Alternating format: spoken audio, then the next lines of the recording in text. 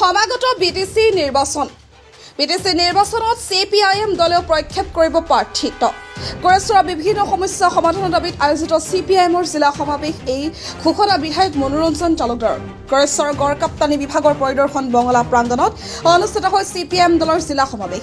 আমি এবাৰ বিটিএডি লক্ষ্য নিৰ্ধাৰণ কৰিছো যাতে CPIMৰ প্ৰতিনিধিয়ে এবাৰ বিটিচিলৈ নিৰ্বাচিত কৰিব পৰা যায় আৰু বিটিচিত তিনিটা প্ৰধান সমস্যা এতিয়া আমি দাঙি ধৰিব বিচাৰিছো। এক নম্বৰ হল শৰণীয়াসকলৰ জনজাতি হিচাপে যেটো স্বীকৃতি আছিল এটো বাতিল কৰিছে। আমাৰ লক্ষ্য হ'ব কেনেকৈ শৰণীয়াসকলৰ স্বীকৃতি জনজাতি হিচাপে স্বীকৃতিটো অব্যাহত ৰাখিব পৰা যায়। দ্বিতীয়তে হল ইয়াতে বিটিআৰত বসবাস কৰা বিভিন্ন জাতি জনগোষ্ঠী তেওঁলোকৰ যেটো সাংবিধানিক অধিকাৰ মাটিৰ ক্ষেত্ৰত চাকৰিৰ ক্ষেত্ৰত শিক্ষাৰ ক্ষেত্ৰত এটো যাতে অক্ষুণ্ণ থাকে তাৰ কাৰণে আমি যুঁজ কৰিম। তৃতীয়তে হল জনজাতি মানুহৰ আজি মাটিৰ অধিকাৰৰ ওপৰত যেটো আক্ৰমণ হৈছে এই এটা ভয়ংকৰ দিশ আমি দেখিবলৈ পাইছো। আগতে কোনো চৰকাৰে এই ধৰণে সাহস কৰা নাছিল। গতিকে ম্যাদী পট্টা দিয়া যিসকলে যুগ যুগ ধৰি মাটিত বসবাস কৰি আছে তেওঁলোকক পট্টা দিয়া এই ধৰণৰ সমস্যাবিলাক যাতে বিটিএডিত উত্থাপন কৰিব পৰা যায় তাৰ কাৰণে আমি লক্ষ্য বান্ধি লৈছো। আৰু দুৰ্নীতিমুক্ত বিটিএডি এইটো হৈছে আমাৰ শ্লোগান। কাৰণ বিজেপি যদি ক্ষমতালৈ আহে তেনেহলে কি পৰিমাণৰ স্বজন তোষণৰ দুৰ্নীতি হ'ব। এই জয়ন্ত মল্ল বৰুৱাৰ পত্নীক এই যে 50 লাখ টকা ৰাজসাহায্য দিছে তাৰ মাজে ওলাই গৈছে যিগৰাকী মানুহৰ মান্থলি ইনকাম তেওঁলোকৰ ইলেকশ্যন যেটো এফিডেভিট তেওঁলোকৰ মতে মান্থলি ইনকাম 1,30,000 টকা জুলি ডেকা বৰুৱাৰ। সেই মানুহগৰাকী এতিয়া 50 লাখ টকা ৰাজসাহায্য দিব বিচাৰিছে আৰু মুখ্যমন্ত্ৰীৰ যুক্তিটো হল যে ইলেকশ্যন যদি MLA হৈ নাথাকে তেতিয়া যাতে তেওঁ চলি থাকিব পাৰে। তাহলে সাধাৰণ মানুহৰ অৱস্থাটো কি হ'ব? গতিকে এই গোটেইবিলাক বিষয় লৈ দুৰ্নীতিমুক্ত বিটিআৰ নিৰ্বাচিত কৰাৰ কাৰণে অন্তত CPIMৰ প্ৰতিনিধি কলে দুৰ্নীতিমুক্তভাৱে কাম কৰিব সাধাৰণ মানুহৰ কাৰণে কাম কৰিব এইটো লক্ষ্য লৈ আমি নিৰ্বাচনত নামিছো। এবাৰ কাইলৈ মিটিং আছে আমি ফাইনেল কৰিম।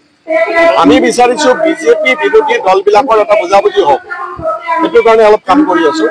ফাইনেলটো হয়তো অলপ সময় লাগিব এইটো আৰু নিজস্বভাৱে কিমান পৰিচালনা কৰিম কাইলৈ আমাৰ ৰাজ্যিক কমিটি আহ্বান কৰিছো তাত আমি ঠিক কৰিম। সমাৱেশত CPIMৰ ৰাজ্যিক সম্পাদক সুপ্ৰকাশ তালুকদাৰ কৃষক নেতা কৰুণাকান্ত ভূঞা সৰভোগৰ বিধানসভা সমষ্টিৰ বিধায়ক মনোৰঞ্জন তালুকদাৰৰ অংশগ্ৰহণ। ইপিনে উক্ত সমাৱেশতে চৰকাৰক তীব্ৰ সমালোচনা কৰি কয় আজি বেচৰকাৰী হাতত শিক্ষা গতাই দিছে হাজাৰ হাজাৰ স্কুল বন্ধ হৈছে অসমৰ মুখ্যমন্ত্ৰীৰ পত্নী আটাইতকৈ দামী স্কুল খুলিছে বুলি কটাক্ষ কৰে আৰু আজিলৈ বিটিচি প্ৰধান প্ৰমোদ বৰে বিজেপিৰ বিৰুদ্ধে কথা কোৱা নাই। শৰণীয়াসকলৰ জনজাতিৰ প্ৰমাণপত্ৰৰ প্ৰসংগ উত্থাপন কৰি তালুকদাৰে শৰণীয়াসকলক জনজাতি মৰ্যাদা দিব লাগিব বুলি দাবী উত্থাপন কৰে। লগতে পৰ্বতজোৰাত পুঁজিপতিয়ে খুলিব বিচৰা উদ্যোগ স্থানীয় যুৱক যুৱতীয়ে কৰ্মসংস্থাপন নাপায় বুলি কয় তালুকদাৰে।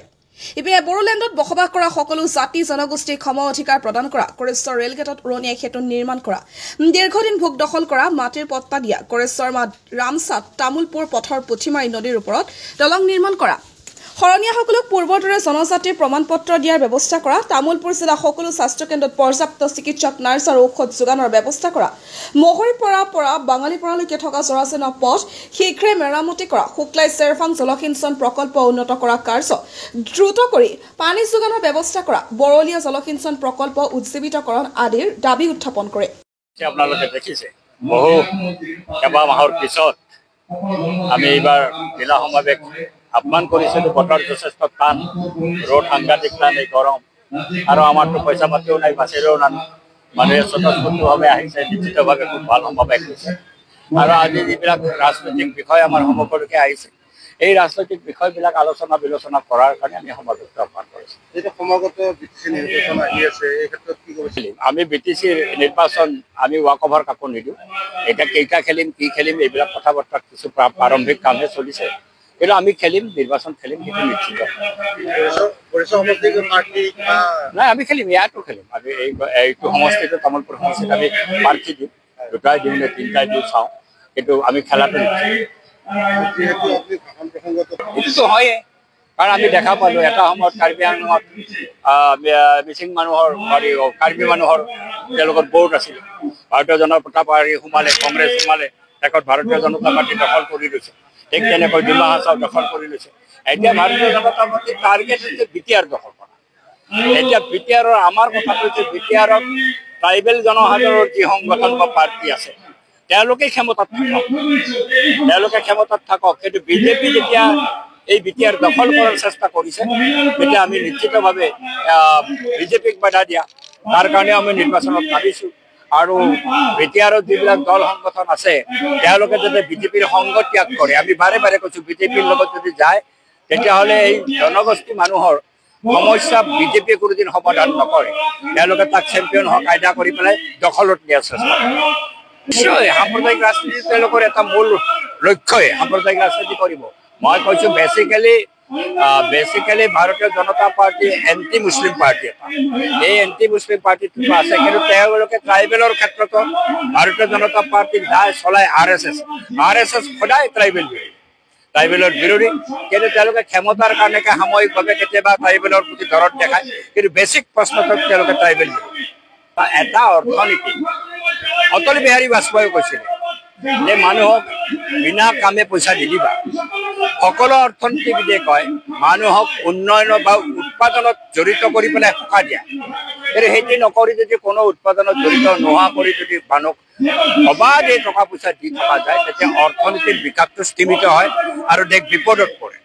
আৰু এই দেশ যে বিপদত পৰিব, এতিয়া বিজেপি নিৰ্বাচনী লাভালাভৰ বাবে অবাধে তেওঁলোকে এতিয়া হিতাধিকাৰী সৃষ্টি কৰিছে, লক্ষ হিতাধিকাৰী সৃষ্টি কৰিছে আৰু ঋণ লৈ পেলাই সেই হিতাধিকাৰীক পইচা দি আছে। উন্নয়নৰ কামতো সেই টকা ব্যৱহাৰ হোৱা নাই। এইটো আমি কথা বাৰ্তা চলি আছে, চাওঁ আমি যদি পাৰোঁ একত্ৰিত হ'বলৈ।